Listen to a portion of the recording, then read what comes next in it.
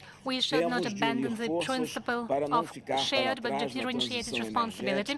We have to join our efforts not to be left behind during the energy transition and digital revolution. We cannot be limited to the position of energy suppliers. We cannot use the logic of main exporters that existed 30 years ago. We can't be comfortable in the position of observers when there is an evolution of artificial intelligence.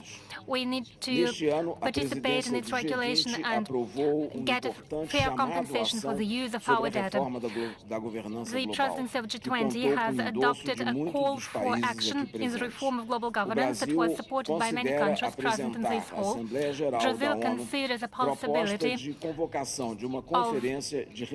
proposing in the General Assembly a convention, a meeting following in accordance with the Article 109, and we want to consider the topic of strengthening global cooperation with the South for just and more sustainable development. Thank you. Thank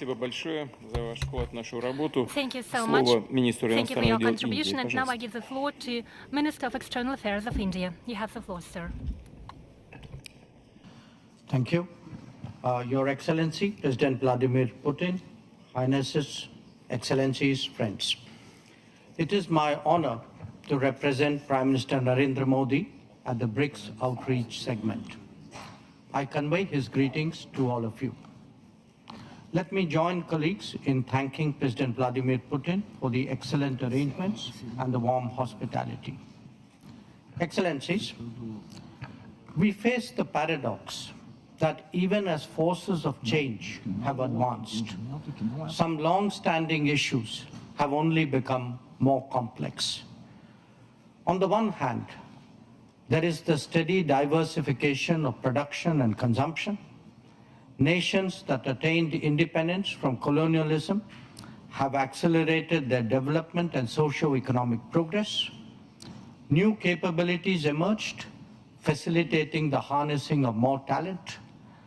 This economic, political, and cultural rebalancing has now reached a point where we can contemplate real multipolarity.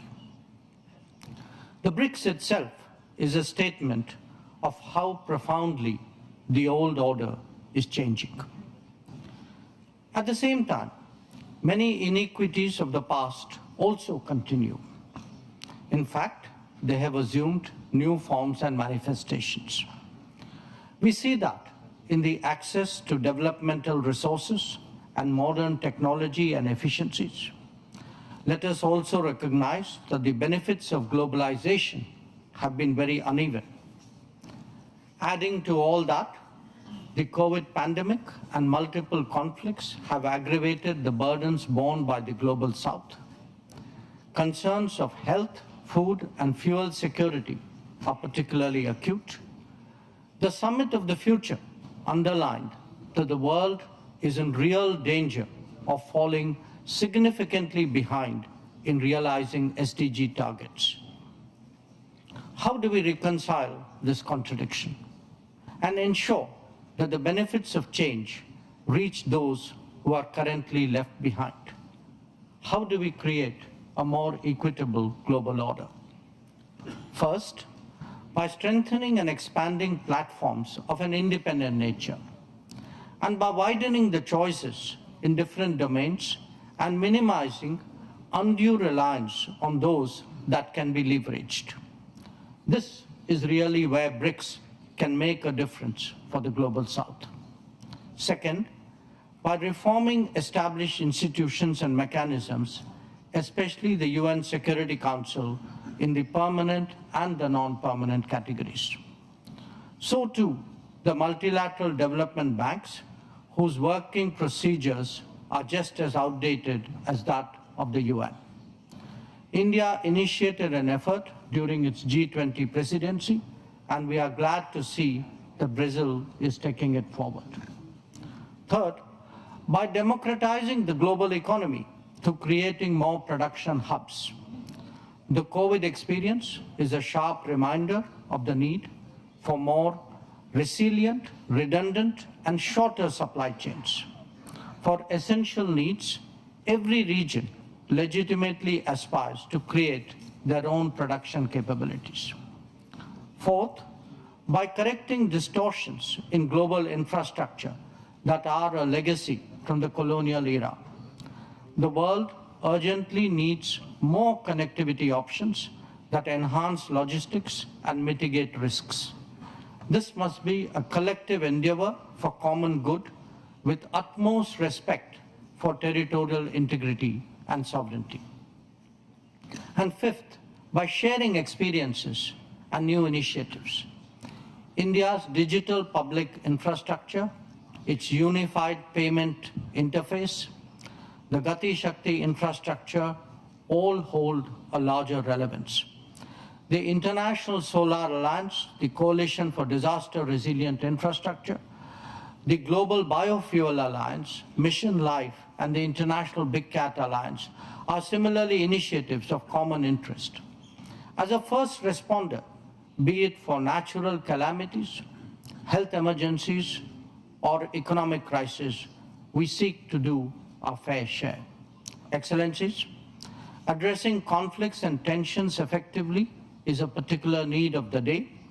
Prime Minister Modi has emphasized that this is not an era of war. Disputes and differences must be settled by dialogue and diplomacy. Agreements, once reached, must be scrupulously respected. International law should be adhered to without exception, and there should be zero tolerance for terrorism. Excellencies, the situation in the Middle East, West Asia for us, is an understandable concern.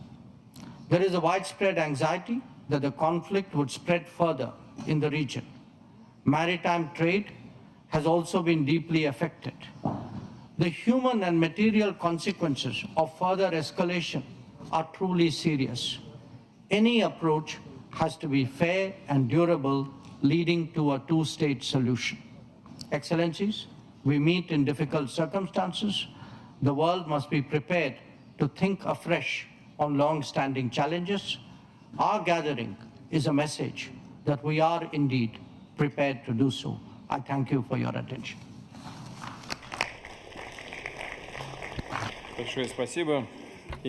Thank you so much. India demonstrates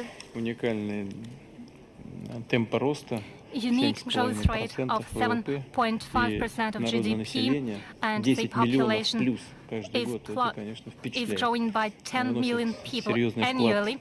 It's quite impressive, and it makes a solid contribution to the development and growth of our grouping, and I would like to congratulate you on your successes. Thank you very much. And now I would like to give the floor to Deputy Prime Minister of United Arab Emirates.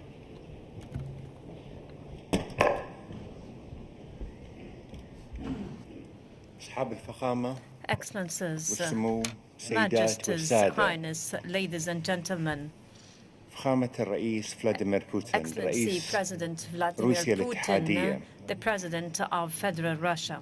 I would like at the outset to convey the greetings of His Highness Sheikh Mohammed bin Zayed Al Nahyan, the President of the Emirates States, and I would like to extend our sincere thanks to you, Excellency President, and to the Russian chairmanship of Brics this year.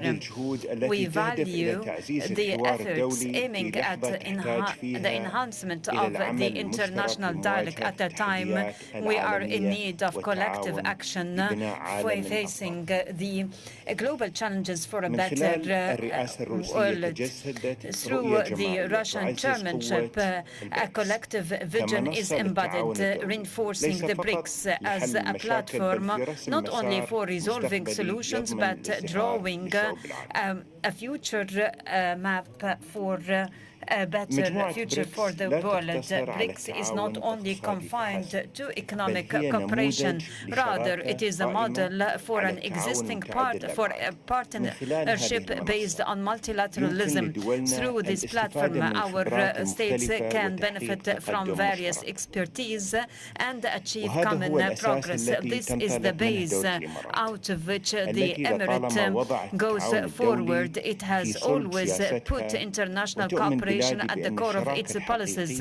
My country believes that the real partnership is based on common interests and mutual respect, and not only on the limited and narrow interests. Today, we meet with the BRICS states and friends to probe a better, more and more stable world.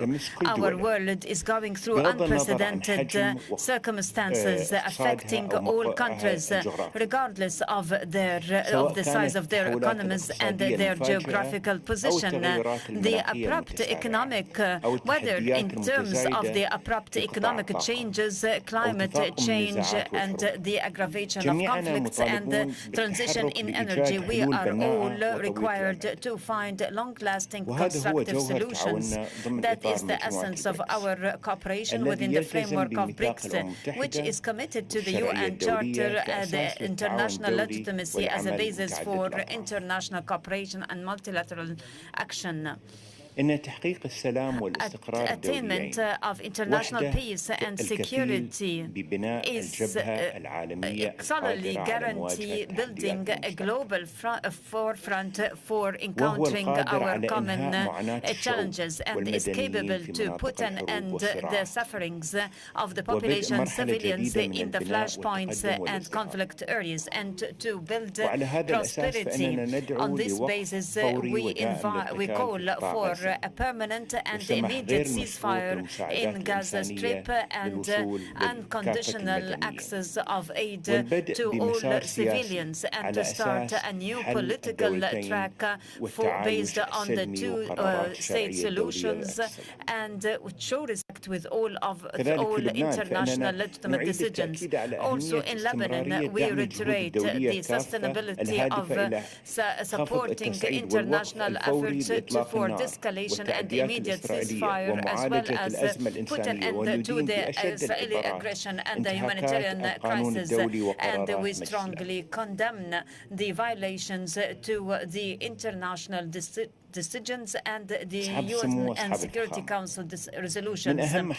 Majesties and Excellencies, through our today's discussion, to foster cooperation with BRICS states and friends, like trade, investment, energy transformation, food security, and food and security in general. This will enhance facing the global challenges more effectively and finds foundations for long-lasting development. UAE believes that expansion of cooperation with partnership states is an opportunity for finding innovative opportunities, opening horizons for mutual benefit.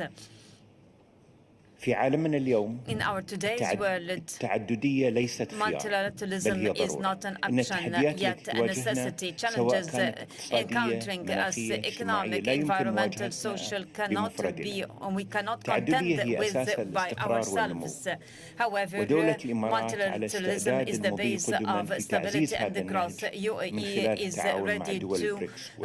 stands ready to go forward to enhance this approach by collaborating with friends states. My country believes that the key role played by the emerging and developmental countries for forging the future of economy, we believe that the global South must be effective and influential partners in formulating the economic resolutions. UAE aspires through BRICS and close relationship with friends to the promotion foundation of openness, and we believe in building further platforms and partnerships for shared knowledge and expertise that contribute to the enhancement of our future.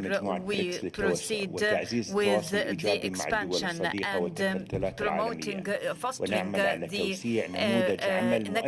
the positive expansion, and we are supporting such reform.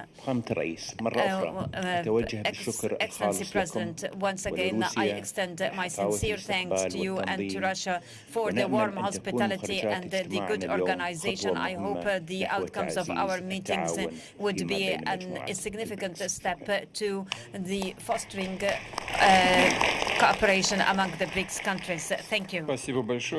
Thank you very much. And on our part, I'd like to ask you to give the thanks and the words of gratitude to the President of the United Arab Emirates for active participation in our work. Thank you. I would now like to give the floor to the President of the African Union, to the President of the Islamic Republic of Mauritania. Please, the floor is yours.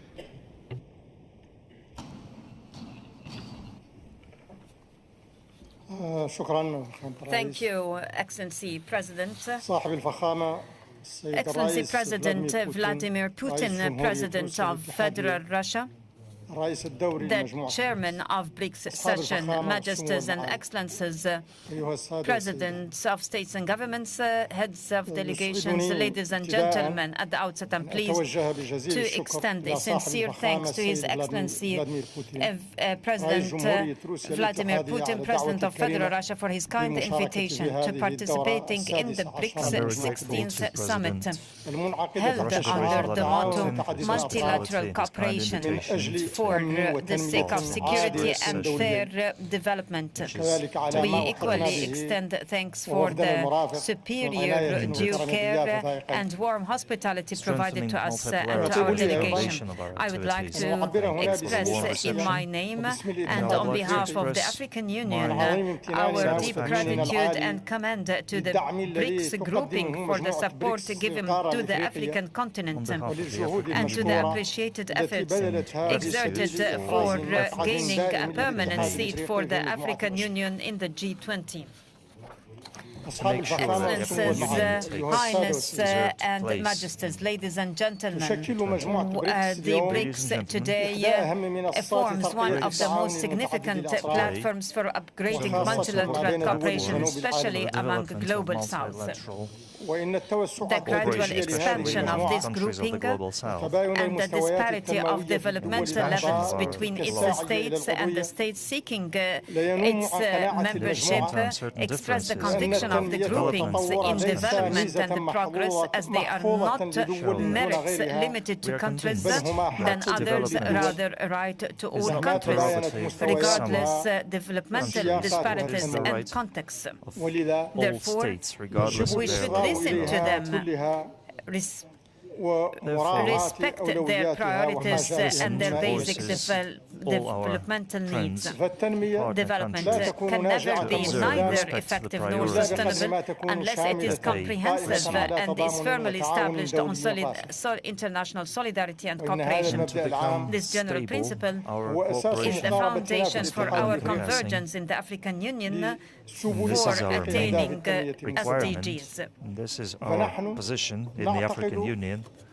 We think that stumbled and low SDGs and the existing impotence in lifting the enormous challenges in terms of security, economy, and environment encountering the world is partially due to the weakened multilateral cooperation and the imbalances of the global international financial political governance and the dramatic shortfall of solidarity between international, regional solidarity and concerted efforts. Therefore, the world today, notably our African continent, is in a dire need of a new dynamic of multilateral cooperation and international solidarity and synergy.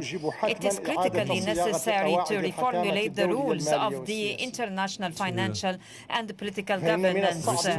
It is difficult to our African states to tap its huge development opportunities and liberalize its tremendous potentials in favor of development and growth, while indebtedness issue is still persistent, strongly impeding the development efforts.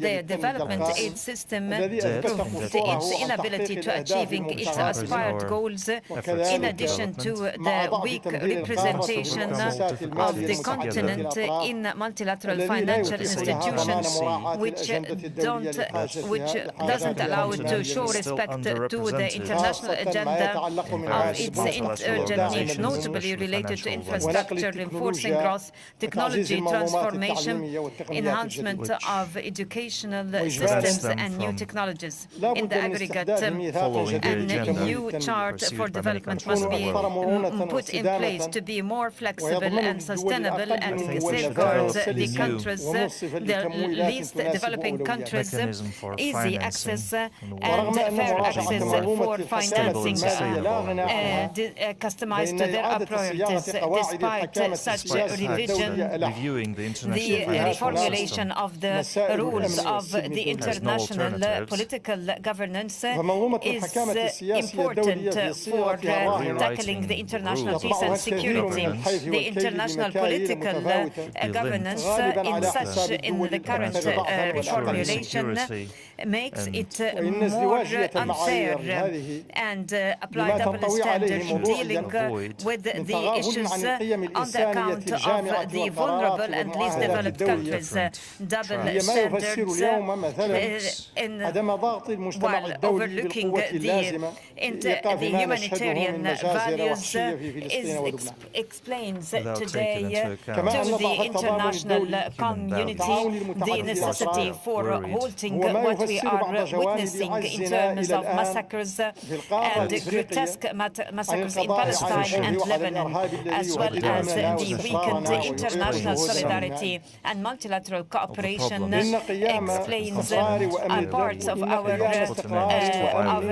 impotence in the African Union to terminating terrorism, threatening our peace and security and our developmental efforts. So we have to call for a motto that requires a strict observance of the international law and humanitarian international law, translating our collective humanitarian values. So it is incumbent upon us all to deepen awareness of the unified humanitarian fate, and no effective convergence for the issues of security and peace can be attained without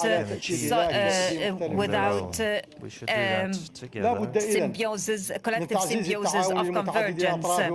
So in order to be able to enjoy long-lasting peace, it is necessary to enhance multilateral cooperation and international synergy, and to reform the international political governance for fairer and more balanced representation of the least developed countries. So within this context, I would like to reiterate from this podium our call for granting the African Union a permanent seat in the Security Council to be able to allow its voice to be heard and to observe its priorities on the international agendas. In the African Union, we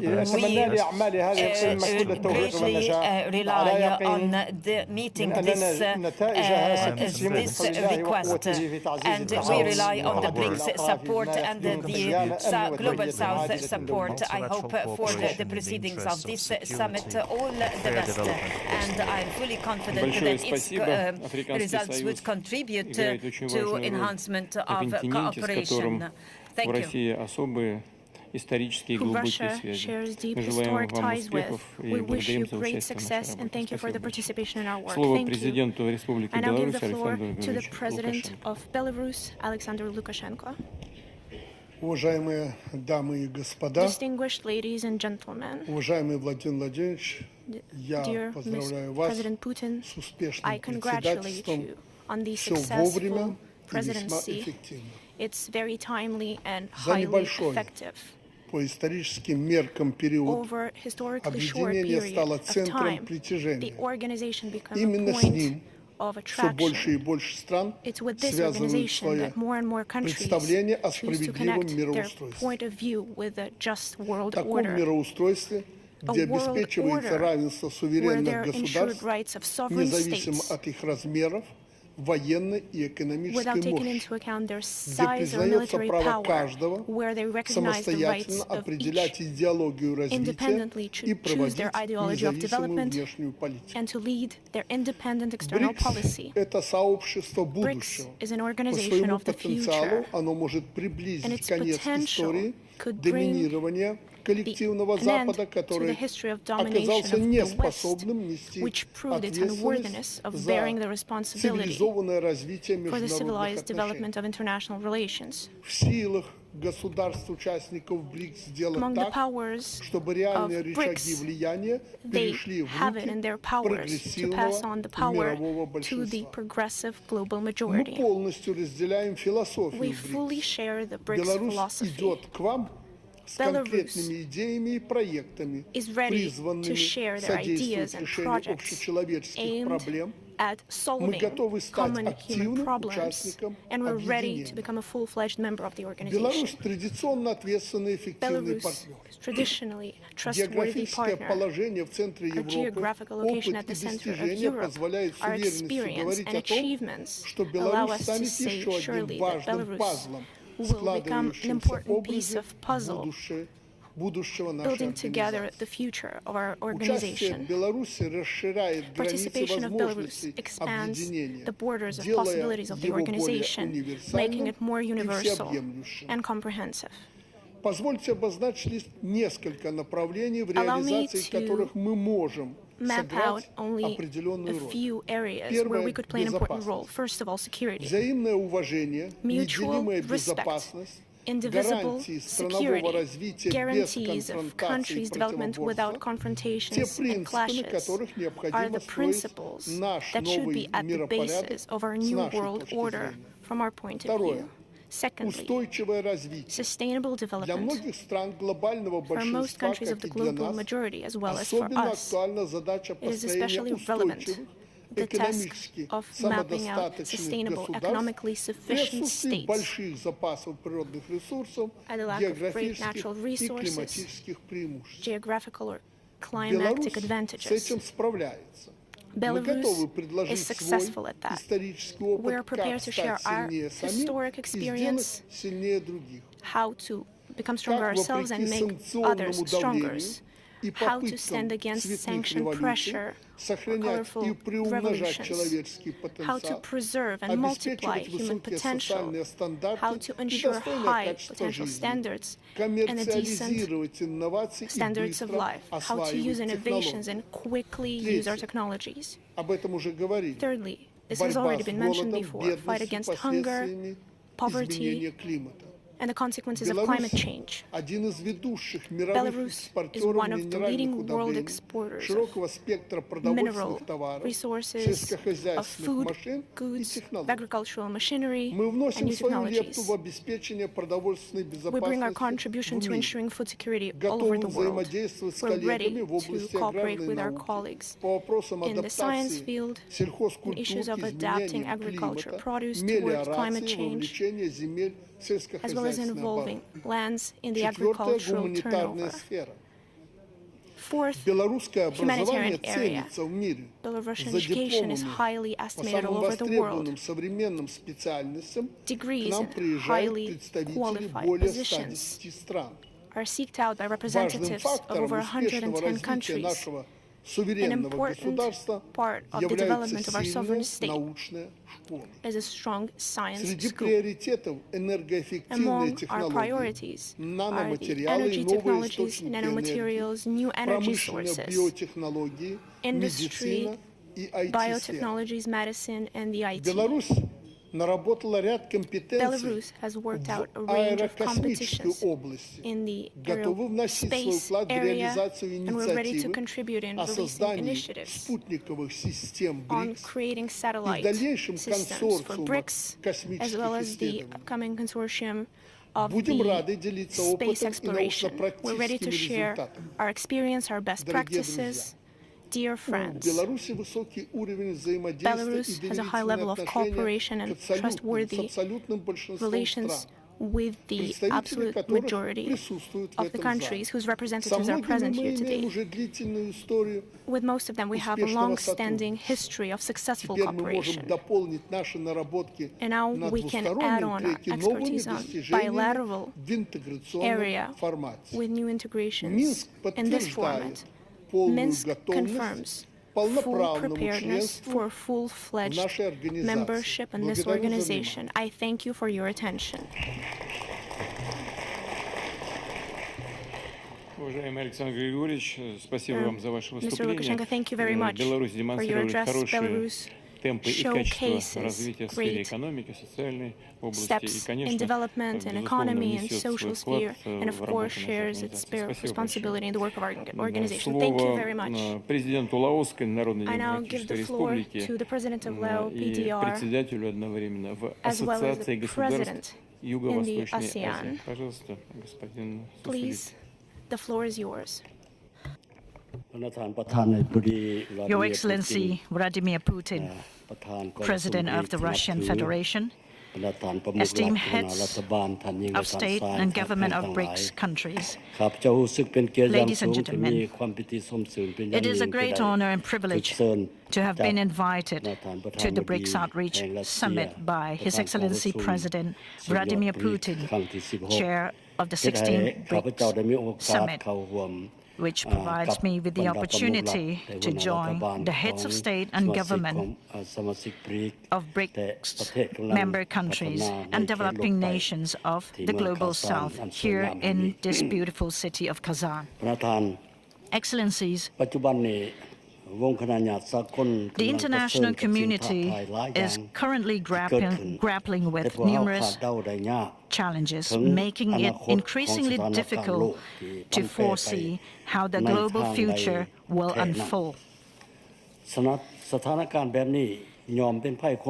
These challenges pose a significant threat to global peace, stability, and security, while severely hampering development efforts of many nations, particularly developing ones. Today, more than ever, Brics plays an indispensable role in reshaping the global order and fostering cooperation mechanisms that are just, equitable, and mutually beneficial to all nations, particularly the developing ones from the Global South, which in turn contributes to building a better world. And this commitment aligns seamlessly with the theme of today's summit, Building a Better World Together. I therefore commend the Russian Federation as one of the founding members of Brics for spearheading key initiatives and establishing much-needed frameworks aimed at creating new, yet long-awaited economic and financial difficulties that address the evolving and pressing needs of the international community. Excellencies, the Lao PDR places great importance on multilateralism as a fundamental mechanism for promoting sustainable development, while also emphasizing the crucial role of fostering international cooperation grounded in the principle of multilateralism, which is essential for building peace, security, and equitable development. In 2024, this year, the Lao PDR assumed the ASEAN chairmanship under the theme ASEAN Enhancing Connectivity and Resilience. We have identified 9 key priorities, including economic integration, inclusive and sustainable growth, digital transformation, cultural cooperation, environmental and public health collaboration, and the empowerment of women and youth.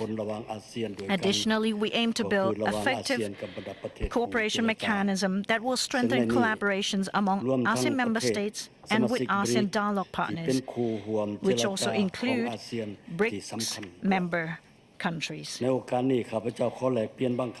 in this regard, allow me to share some of my thoughts as follows. 1. The Lao PDR views BRICS as a robust and resilient cooperation mechanism with considerable influence on the global stage.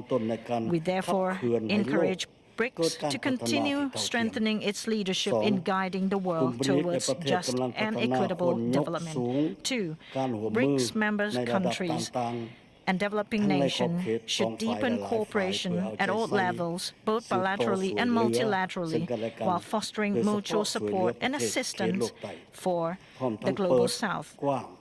Expanded collaborations in critical areas such as trade, investment, tourism, digital transformation, clean energy, carbon credits, education, and human capital development will create favorable conditions for achieving the 2030 United Nations Agenda for Sustainable Development goals, ensuring that no one is left behind. And 3, in light of BRICS' notable achievements and its growing significance on the global stage, the Lao PDR wishes to formally express its interest in becoming a member of BRICS. We are eager to enhance our cooperations with BRICS members across a wide range of sectors and look forward to your support in welcoming the Lao PDR as a future member of this group. In conclusion, the Lao PDR remains steadfast in its commitment to supporting and collaborating with BRICS countries and developing nations of the Global South. I'm confident that the outcomes of our discussions at this summit will further strengthen our partnership and contribute to building a better world for all of humanity in the future. With that, I wish the 16th BRICS Summit every success. Thank you.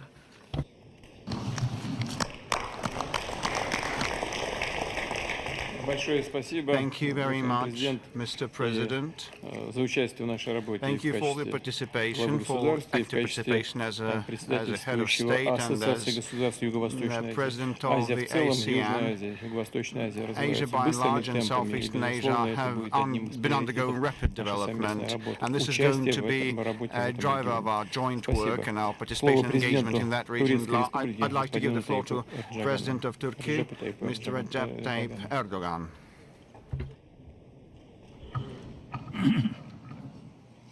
Distinguished heads of states and governments, valuable friends, I would like to salute you all with love and respect on behalf of myself and my nation. It gives me great pleasure to be able to get together with you on the occasion of the expanded leadership session. And I would like to take this opportunity to thank my dear friend, the President of the Russian Federation, Mr. Vladimir Putin, for his kind hospitality and for his sincere invitation. And I also would like to congratulate him for being such gracious hosts. As of January, Brazil will be assuming the term presidency, and I would like to wish my Brazilian friends the best of luck in their endeavor. Yesterday, a terror attack had taken place, and I would like to thank all my friends for extending their sincere condolences and the solidarity that they have so generously shown. This heinous act will not impede the resolve of Turkey to fight back terrorism. Dear friends, from economy to security, from global injustice to climate change, we are going through significant challenges, the ramifications of which can be felt everywhere. Zirve için belirlenen adil küresel kalkınma ve güvenlik için çok taraflılığın güçlendirilmesi temasını bu nedenle fevkalade isabetli buluyoruz. Very to the point. Şu noktayı incelik ve sosyoekonomik kırılganlıkların arttığı This is the time when social economic fragilities are increasing and the power axis is shifting, and the political and the financial mechanisms can no longer serve our best interests, which were established in the aftermath of the Second World War. Things are changing in this day and age, and we believe as Turkey that a fairer world is possible. In multilateral platforms, we are always getting together with our friends, and we are trying to support the initiatives in order to find common solutions to the outstanding problems using our joint wisdom. We believe that Brics contributes tremendously in a unique way to the development of global trade, economic expansion, and sustainable development goals. And I think Brics is also contributing to the possible establishment of a fairer global order. Turkey is a founding member to many international institutions and organizations, from the Council of Europe to the Organization of Turkic States to Developing Aid to Economic Cooperation Organization and the Black Sea Economic Cooperation Organization as well. We are active members of G20 and MICTA. The African Union and ASEAN are some of the platforms where we have close partnerships, along with the communities of Latin America and Caribbean states. And we are investing tremendously in expanding our cooperation mechanisms every day. As Turkey, we are basing our endeavors on reciprocal respect, and we are partnering with friendly countries on a win-win scenario, and we are very much determined to further pursue our positive relations with the Brics family members. Distinguished guests, ladies and gentlemen, global fair order and development can only be established through peace and security to be established all around the world. So long as we don't stop the bloodshed in the Middle East, we can never speak about development, nor the future, nor justice, nor development. Israel is actually setting fire on the entire region, and they have violated every boundary from international law to conscience. The Palestinian people are being massacred in Gaza, and that's a genocide. And Israel is attacking Lebanon as we speak, and they are becoming even more destructive and oppressive. This is a humanitarian crisis that we are experiencing in the midst of the 21st century, and ignoring this fact can never relieve us from our responsibilities. It's an indispensable fact that we have to go back to the borders of 1967 in Palestine, with Eastern Jerusalem as the legitimate capital of Palestine, where a Palestinian state's sovereignty and territorial integrity will be respected at the utmost extent possible, or else a just and a permanent peace will never be established. And I would like to kindly invite all the countries to start recognizing Palestine if they haven't done that. The genocide actors, Israel government, has to be stopped through international community's support. And unconditional weapons and arms sales to Israel should be stopped, because it encourages Israel to become much more destructive. And we have started an initiative within the United Nations to stop weapons from being sold to Israel. I would like to salute you all, and I believe that you will be very supportive of our initiatives. And before I conclude my remarks, I would like to salute you all with love and respect. I hope and pray that this meeting will yield the most auspicious results for the entire human race. And I would like to thank everybody involved in the organization. Our common work once again. Thank you very much, Your Excellency, Mr. President. Under your leadership, Turkey has been pursuing an independent foreign policy course, and that merits our respect, and we cooperate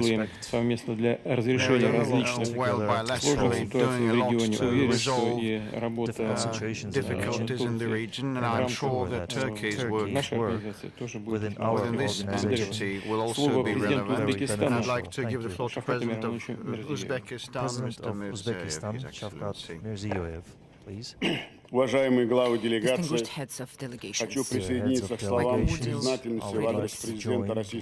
would like to echo the words of gratitude to the President of the Russian Federation, esteemed Vladimir Putin, for traditionally warm hospitality and exceptional organization of today's event in the ancient Kazan, a city with 1,000-year history, where the cultures of East and West harmoniously coexist. The statements from my distinguished colleagues reinforce the significance of gatherings in the Brics Plus format for broad dialogue and open discussions on the pressing issues of global development. Regrettably, the world is rapidly moving towards division.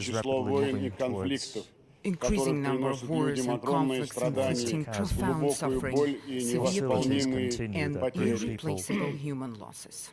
The global economy and trade fragmentation is deepening inequality, technological gap, and protectionism.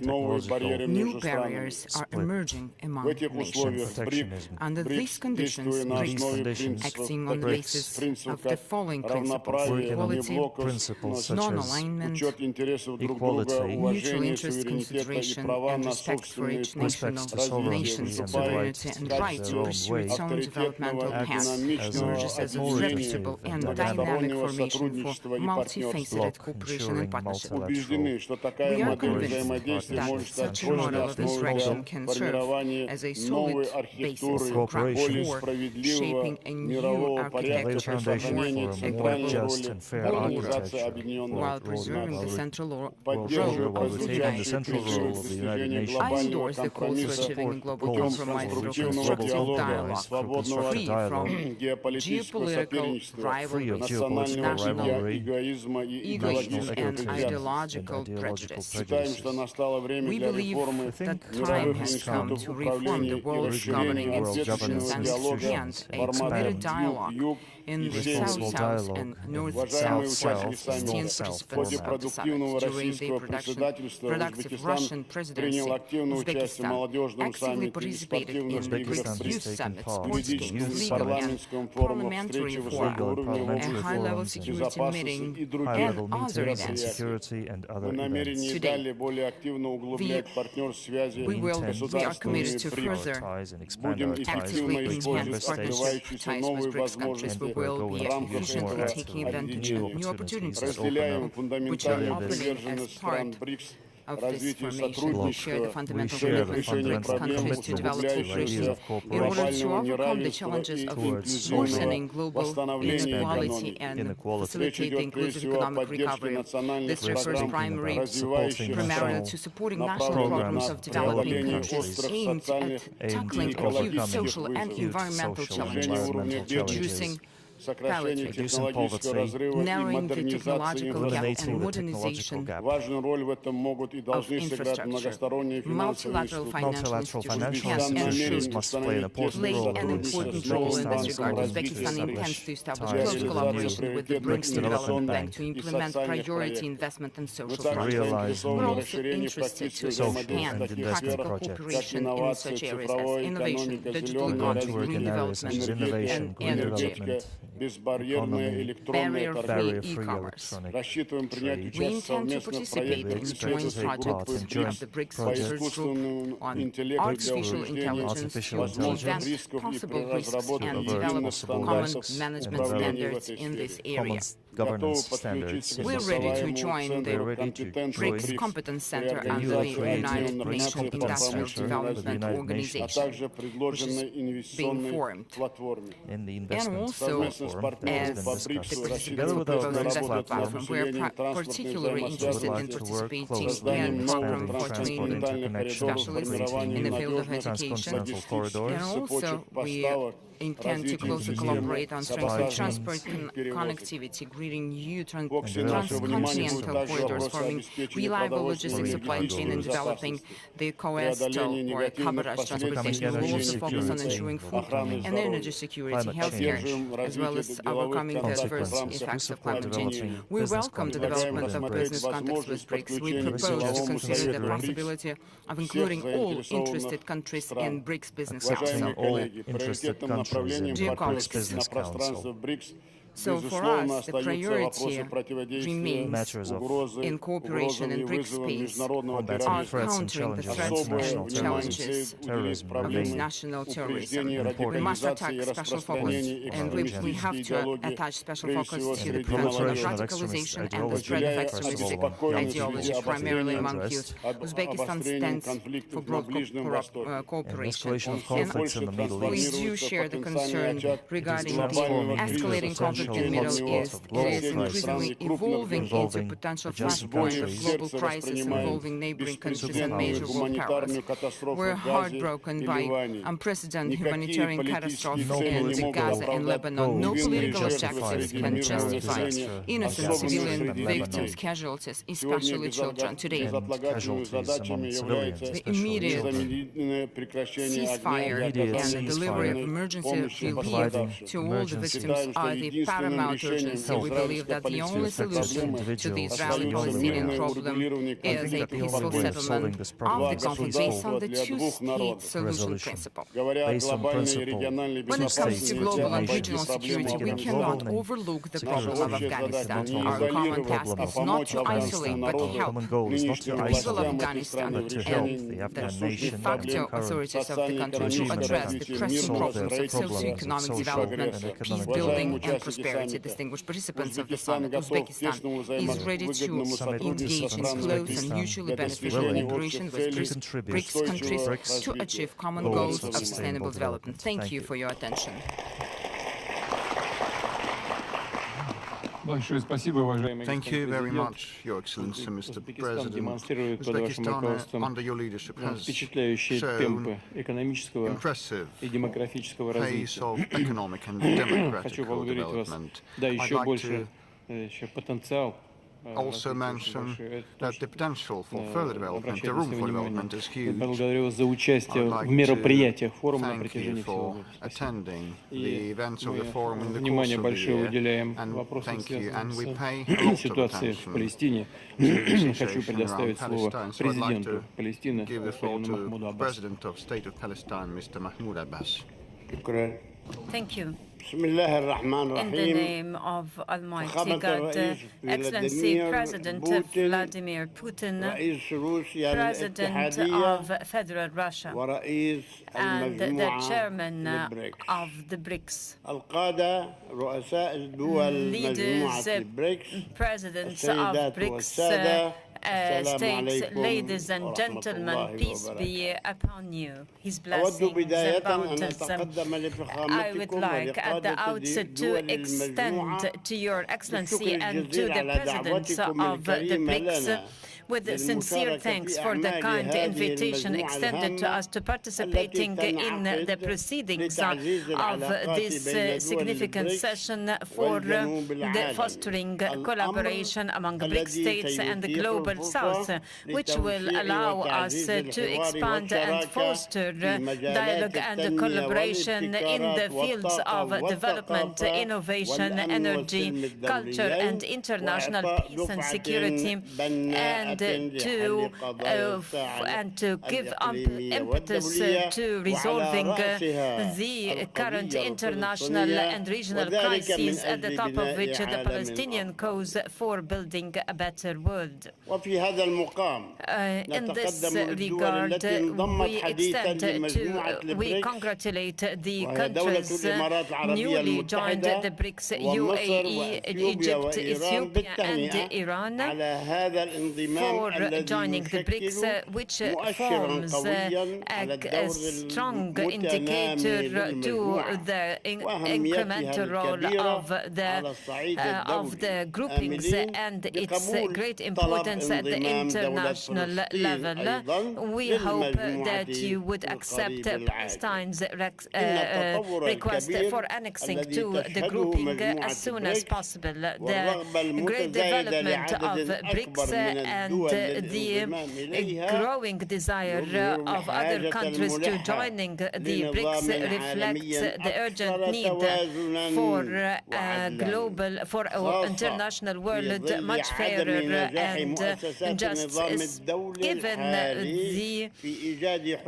the failure of the current international world for finding a fairer resolution to the urgent causes and the chronic issues that the world suffers from, and comes at the top of which the Palestinian cause full year has posed for the gravest catastrophe the Palestinian people is going through since the Nakba in 1948, that is the Israeli war, where the perpetration of genocide and ethnic cleansing are practiced in order to evacuate its population in Gaza Strip, especially now at the moment in North Gaza.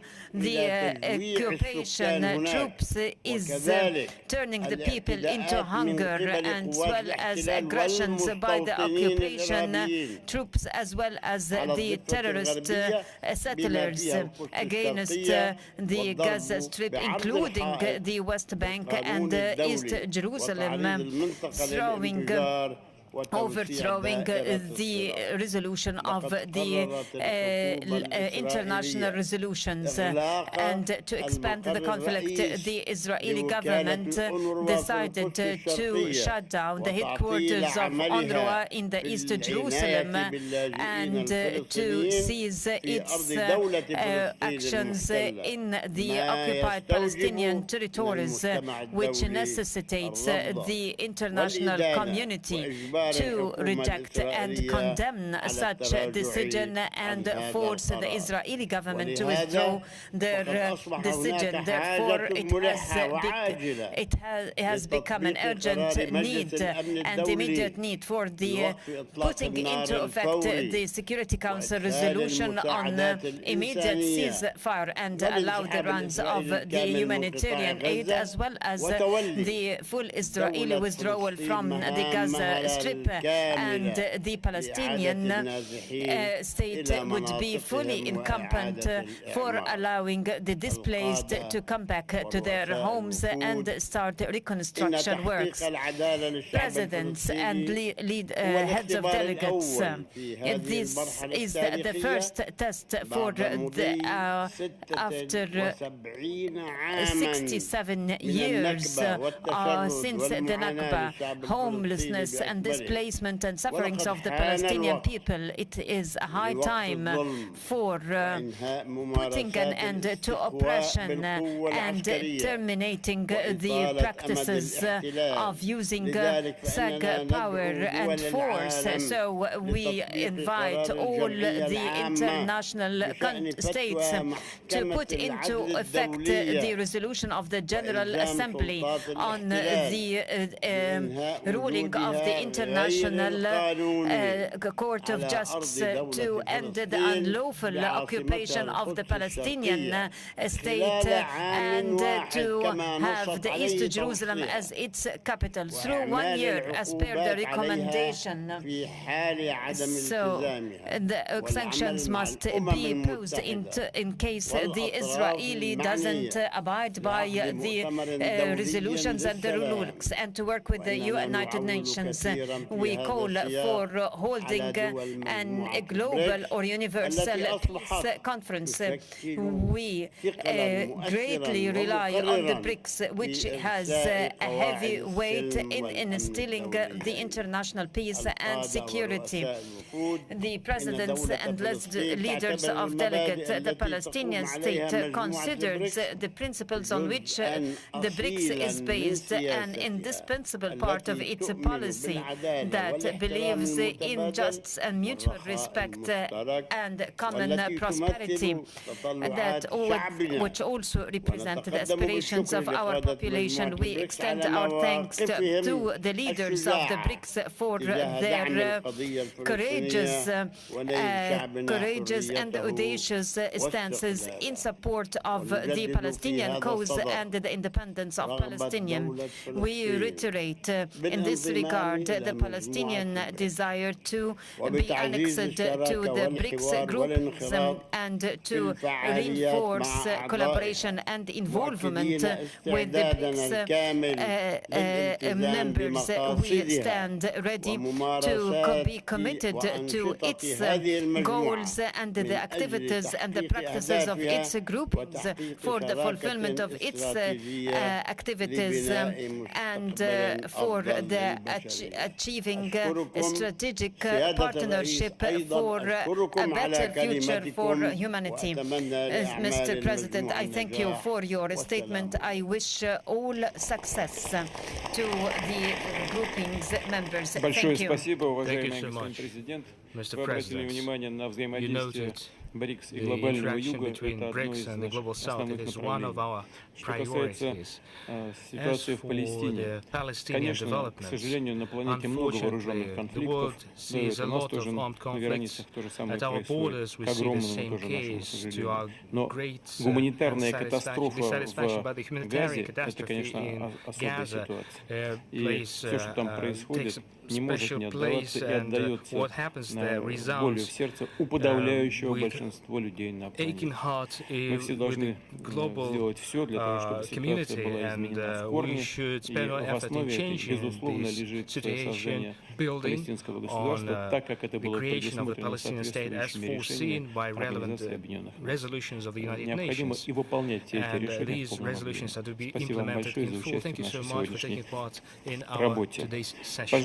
Now, the floor is given to the President of Venezuela, Mr. Maduro. Bueno, buenas tardes, Presidente Vladimir Putin, querido compañero, Your Excellency, Presidente, jefes de Estado, President Putin, jefes de delegación. Yo había traído un discurso para leer, pero de verdad que esto es un diálogo muy enriquecedor. Representatives of Brics countries, y ha habido un conjunto de elementos de aporte que he tomado nota. En esta búsqueda permanente por construir lo que ha sido una bandera histórica de los últimos 70, 80 años de la humanidad, construir un nuevo orden internacional. Felicito, señor presidente Putin, por el carácter incluyente, convocante, unitario del liderazgo que ha ejercido Rusia para la organización de esta exitosa cumbre. On the role played by the Russian Federation en todas sus instancias, organizing this successful summit. Venezuela has taken a minor portion in más de 200 reuniones enriquecedoras in taking part in various meetings, which were over 200 activities whose focus was to find tangible solutions to the needs of the modern world, the world that seeks to create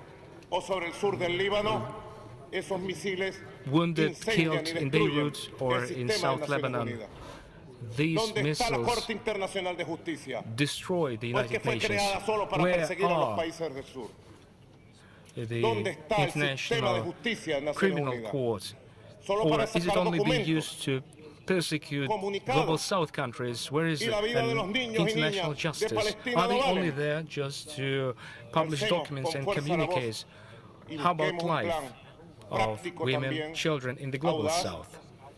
Let's search a practical and bold plan to reform the United Nations organization, which is agonizing effectively as we see the rise of Nazi regimes against the backdrop of the painful past. The new world to be created is being born right as we speak, with Brics being at the core of this new nascent world.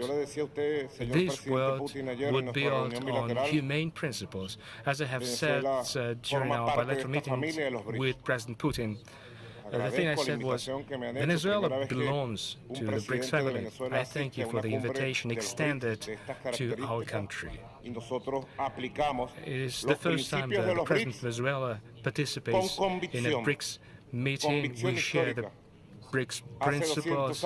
I'm convinced the historical truth behind this for over 200 years when Simon Bolivar, the liberator of our country, with his saber in his hand, liberated our nations, our continent.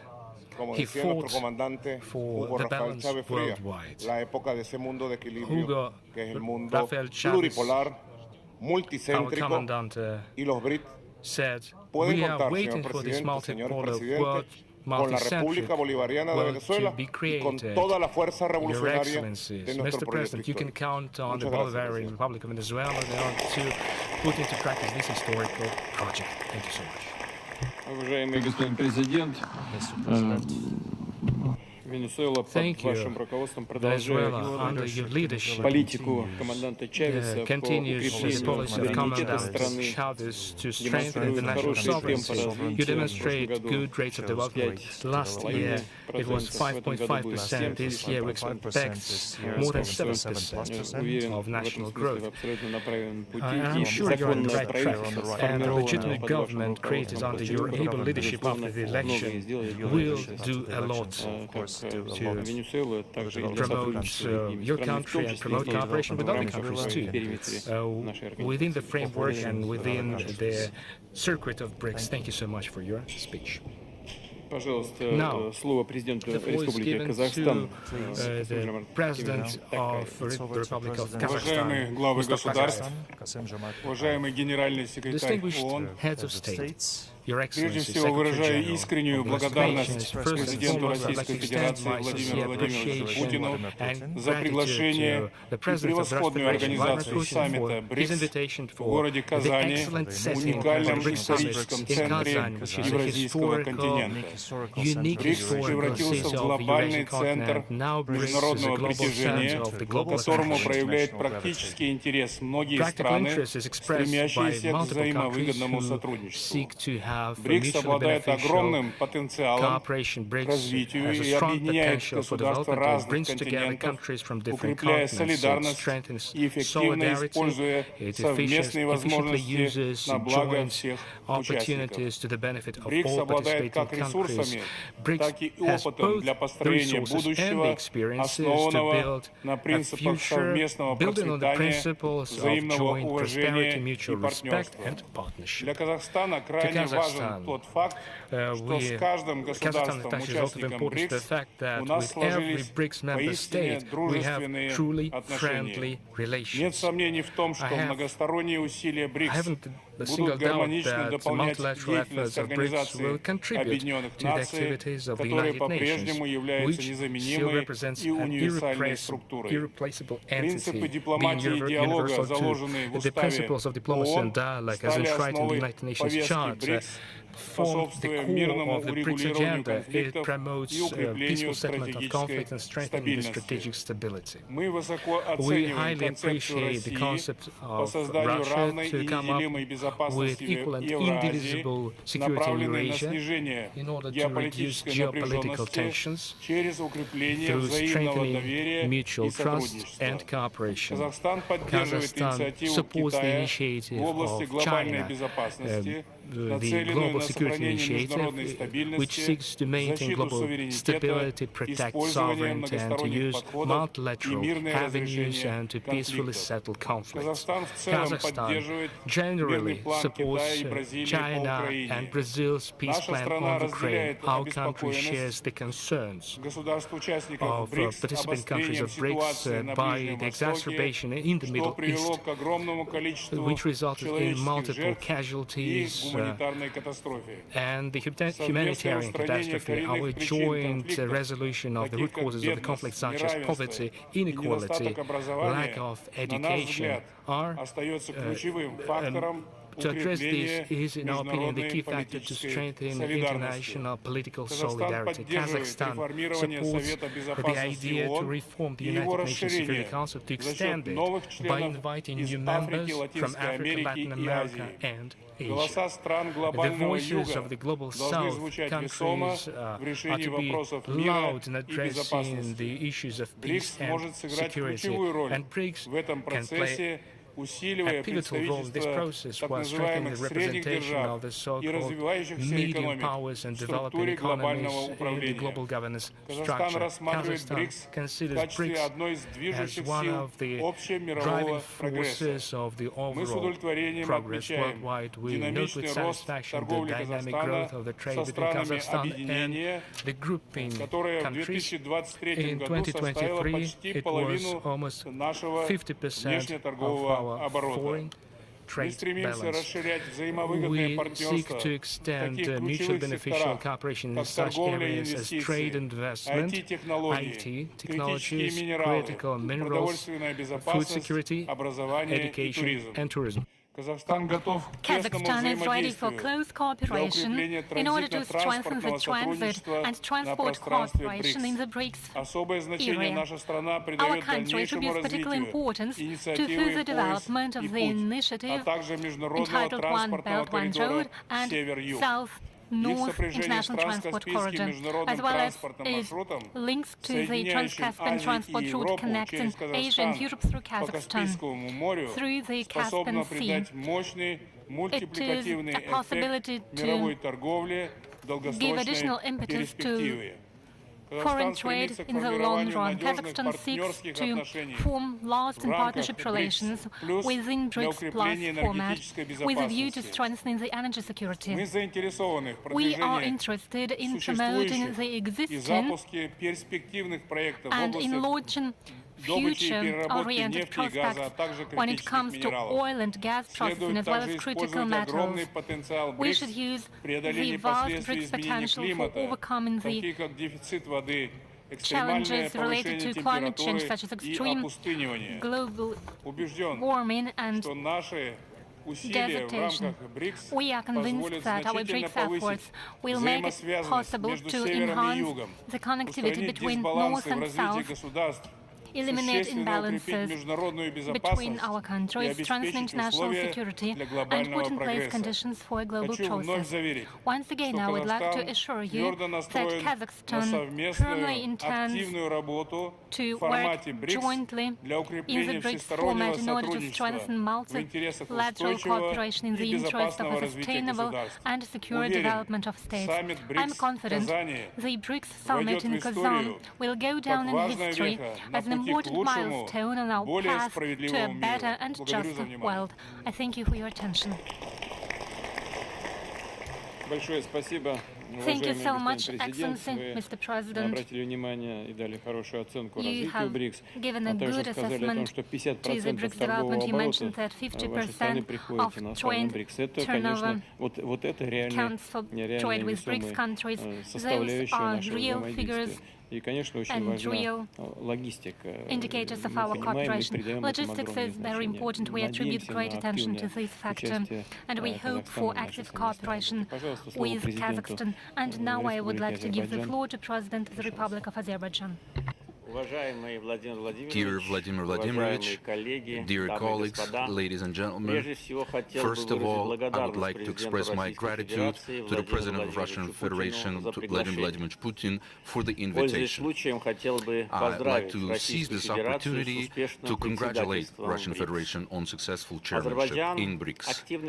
Azerbaijan is an active advocate of multilateralism, which was demonstrated by us during our chairmanship in the non-aligned movement in the 2020-2023. During the 4 years of our chairmanship, non-aligned movement has made great strides towards its institutional development and solidified its stature within the system of international relations.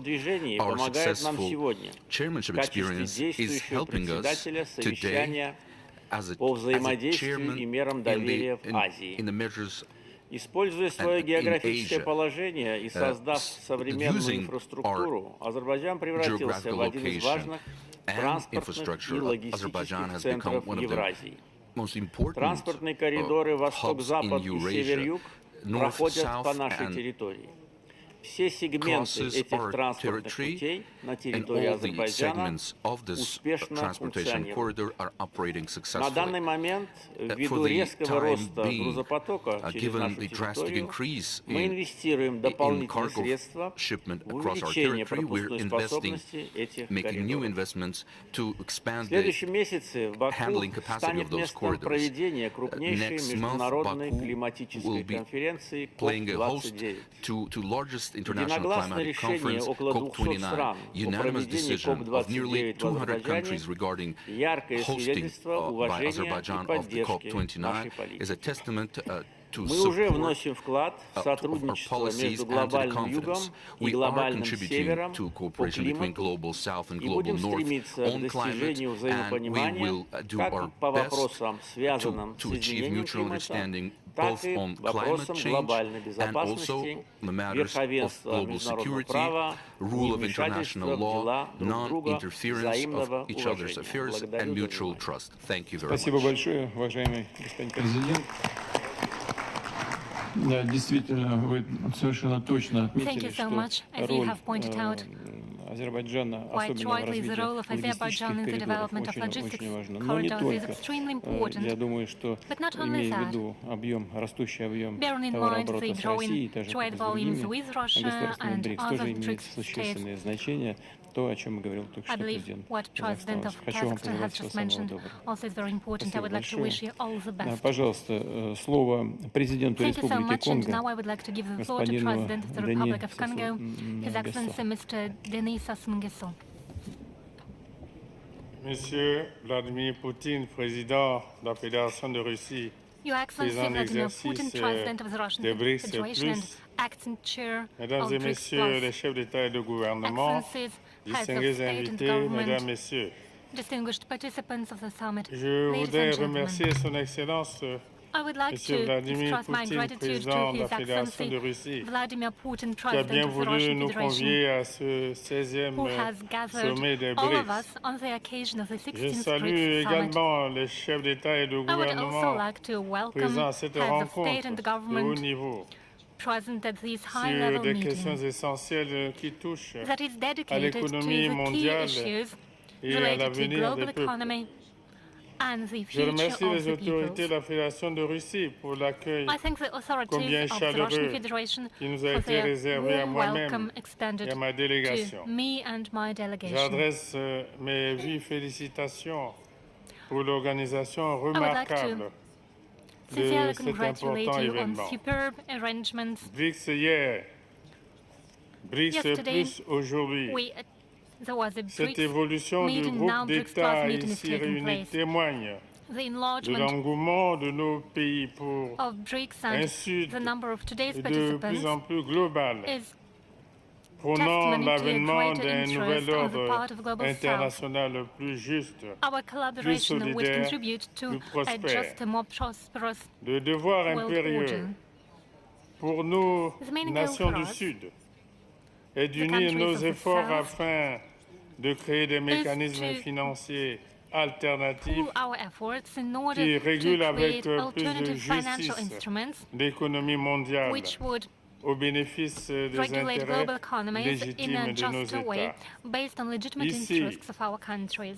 Sur les rives de la Volga ce jour, Here, on the une Volga séquence River, déterminante decisions de are being l'avenir du adopted monde that will en determine the réponse future of the à world des turbulences économiques in sans response précédent. to economic devastations En that développant haven't des been- institutions that are financières unseen, plus adaptées while developing aux financial réalités institutions contemporaines better adjusted et to en the new renforçant realities, des échanges commerciaux and entre increasing nos the pays, trade volumes nous between pouvons our bâtir respective countries. notre avenir sur That's how des we'll économies be able to autonomes build our et plus future résilientes. based on a Une telle better, more approche independent and implique resilient de economy. réformer This attitude les institutions financières implies internationales reform pour and qu'elles adjustment of reflètent international financial davantage institutions les to make sure réalités they économiques actuelles better reflect et the current prennent economic mieux en realities. compte les attentes And légitimes de nos peuples.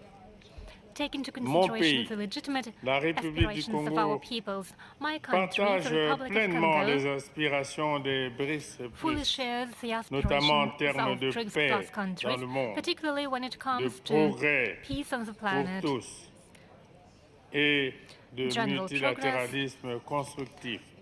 and constructive Consciente multilateralism. de l'importance croissante While de la being coopération aware of économique et the growing politique importance of economic entre les and nations political du Sud, cooperation between the la countries of the République du South, Congo accorde the un Republic of intérêt Congo tout particulier shows aux particular objectifs interest visés to the par les BRICS+, goals pour that had been promouvoir un outlined by the développement BRICS Plus countries, inclusif that et is durable contributing to inclusive et and sustainable contribuer development, activement as well as au making couronnement active de cette contribution avancée to majeure. the successful implementation of Au-delà this des important intérêts mission. économiques, la culture Apart rapproche from les having États et similar economic renforce interests, our l'amitié countries share entre common les culture. peuples. It strengthens C'est en cela friendship que between la our République nations. du Congo appelle It is in this à la spirit mise en œuvre that the des Republic of Congo initiatives communes calls on dans les implementation of domaines joint de initiatives l'éducation in the field of et de la education culture and culture. afin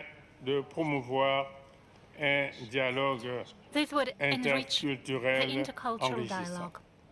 Par ailleurs, situé au cœur du Apart bassin from du that, Congo, my country mon pays est is in engagé the heart of the depuis Congo près River d'un Basin. demi-siècle For more than dans la half a protection century, de l'environnement have we been en lien protecting the avec environment la lutte contre les changements as climatiques. part of our fight against J'en climate change. appelle à une coopération plus renforcée I call on pour you to la deepen our préservation cooperation des in the écosystèmes interest of preserving de the ecosystems biodiversité.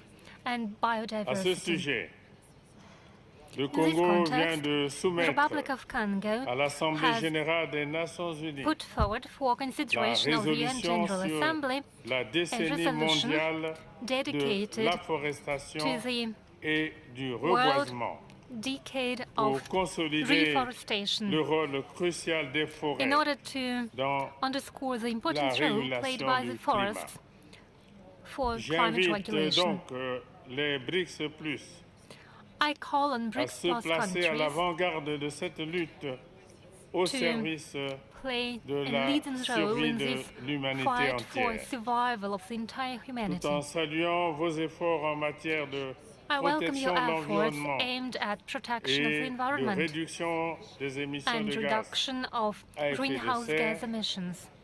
je sollicite l'appui des BRICS+, And I also en call vue de BRICS Plus l'adoption countries de to cette support résolution the adoption par of this les resolution Nations Unies. Je vous remercie. in the United Nations Organization. I thank you for your attention. Большое спасибо, уважаемый господин Thank you президент. so Вы much, отметили, что Your страны Excellency, Mr. глобального President. юга You разделяют noted чаяния that global стран-членов South БРИКС, countries и share вот aspirations of это BRICS общее видение countries. очень многих сложных It проблем is a нас joint действительно vision настраивает на on совместную many работу. А объединяя issues усилия, мы, безусловно, будем идти. makes us Спасибо вам большое за участие в better работе. coordinate our Слово positions. Thank президента you for your многонационального participation. государства And now I Боливия, give the floor to господину President of Катакору. plurinational state of Bolivia, His Excellency Mr. Katakore. Muchísimas gracias. Muy buenas tardes. Thank you so much. Todos saludamos a nuestro hermano Good presidente de la afternoon. It is Federación my pleasure Rusa, to welcome all Vladimir participants, Putin, and particularly quiero agradecer our nuevamente brother, por la gentil President of the Russian invitación Federation, que en el ejercicio de Vladimir la Putin. presidencia pro Thank you for your tempore del invitation. bloque de países Brics hizo partícipe a nuestro Estado You plurinacional are currently de holding Bolivia the chairship en esta in the cumbre. Brics. Saludo a mis colegas thank presidentes, you for líderes your de países, invitation miembros de los Brics y to países participate in invitados this meeting. a esta cumbre. I Saludamos a la welcome presidenta del Banco de Brics Desarrollo leaders de Brics, and hermana heads Dilma of Rousseff, participating countries. y a I todos los welcome the presentes. President of the New Development Permítame Bank, iniciar Madam Dilma agradeciendo Rousseff, también and el all cálido participants. recibimiento At the de outset, I Kazan would like to express my y la gratitude hospitalidad for brindada. your warm welcome in Kazan Es un and the honor para hospitality Bolivia extended participar en este to my foro, country. It is a great honor for reafirmando nuestra Bolivia to convicción de take que el part in Brics this forum. es una It prueba tangible de la posibilidad de crear un nuevo shows orden that mundial más equilibrado we y justo we are para la able to humanidad. establish a new Nuestra multipolar presencia world hoy order that would be subraya la better afinidad de balanced Bolivia and more just for the entire humanity. con las propuestas Bearing in y mind the compromisos similarity de los países Brics, and the commitment of especialmente en lo que Bolivia respecta to the a las reformas goals necesarias outlined para by el your crecimiento countries. y desarrollo de los países I should emergentes state y en that we desarrollo. need to take reforms Bolivia in order to cree better serve the firmemente en interests la of integración developing regional y countries. global Bolivia is como el firmly mecanismo más convinced efectivo para alcanzar that el desarrollo global integration conjunto. is needed. It is the Tener most important una visión mechanism for joint compartida sobre la development. gobernanza global nos We share acerca the aún más vision al of a Brics. better global Hoy es governance, un día and it fundacional brings us even closer to de BRICS. un nuevo momento en Today la historia is de la economía a mundial, milestone.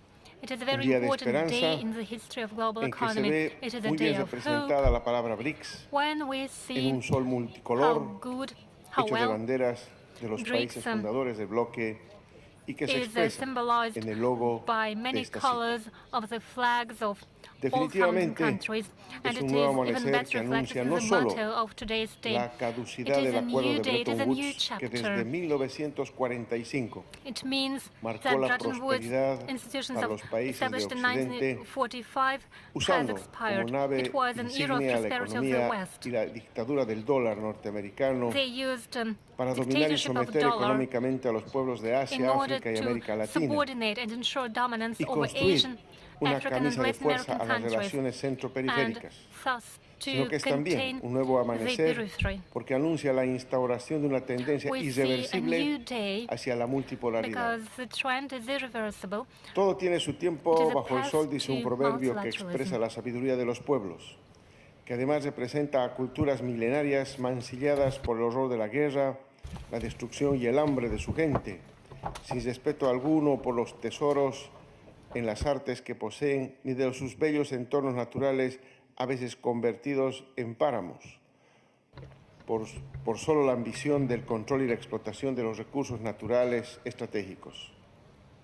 Pese a ello, estos pueblos milenarios mantienen su acervo cultural como expresión de una memoria larga y de resistencia que los hace indestructibles. Los pueblos del mundo vivimos muchos años bajo el control y la hegemonía del poder unipolar. Después de fracasado el intento de construir un modelo guiado por el bipolarismo, hoy, con potencia histórica incontenible, el multipolarismo emerge y se posiciona sobre las relaciones políticas y económicas planetarias, pues la situación del planeta Tierra ha llegado a límites de poner en peligro la sobrevivencia del ser humano y la madre Tierra,